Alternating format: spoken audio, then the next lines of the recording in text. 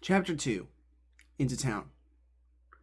So, where are we? You're really not from around here, are you? Jose said. We're headed towards Fieldbrook. That's where I unload my cargo.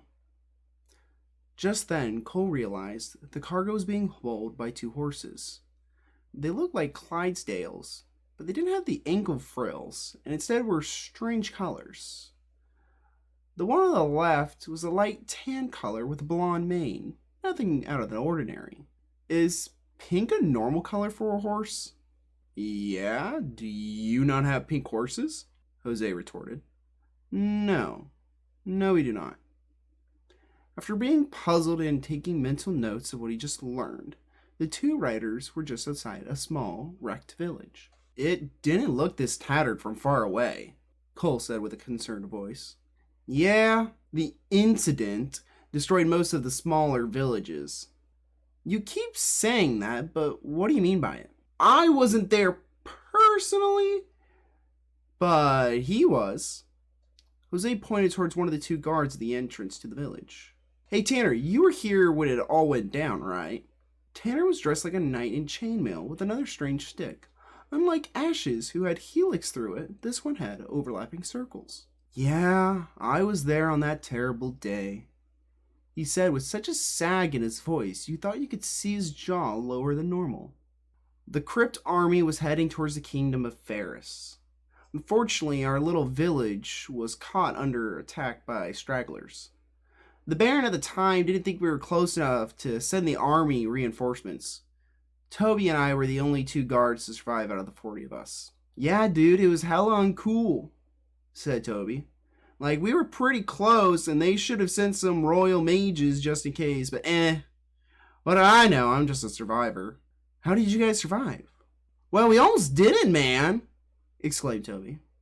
Me and Tanner were cornered by a couple how do you pronounce it? He said while turning towards Tanner. Bukavaks.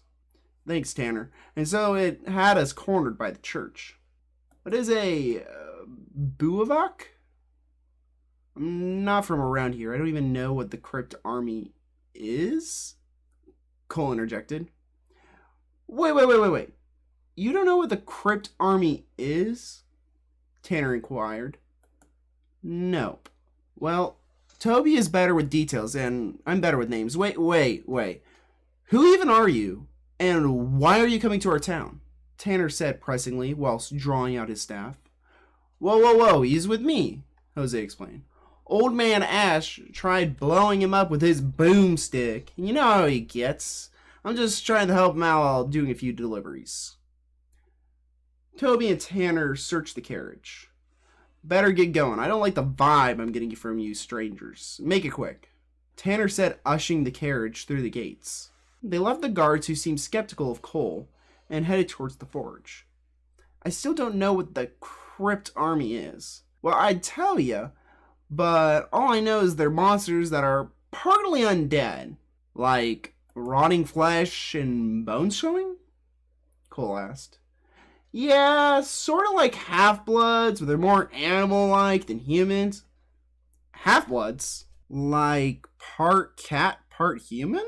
Yes, but crypts are more animal than human with, the whole rotting parts and stuff. Is a walker part of the Crypt army?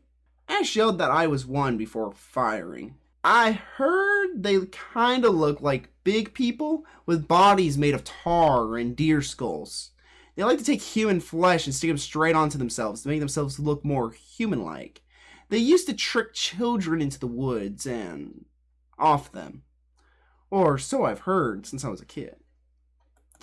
So that's why he didn't want me approaching Ben, Cole stated. Tink. Yeah, Ben lost his parents during the siege. Most people like to call it the incident, but it was more of one of those one-sided slaughters. I won't press for now. Seems like a touchy subject. Yeah, this village used to have a few thousand people. Now it's like the last 100 or so. I don't tax them much for my services since they're always making me feel at home on long trips. Tink.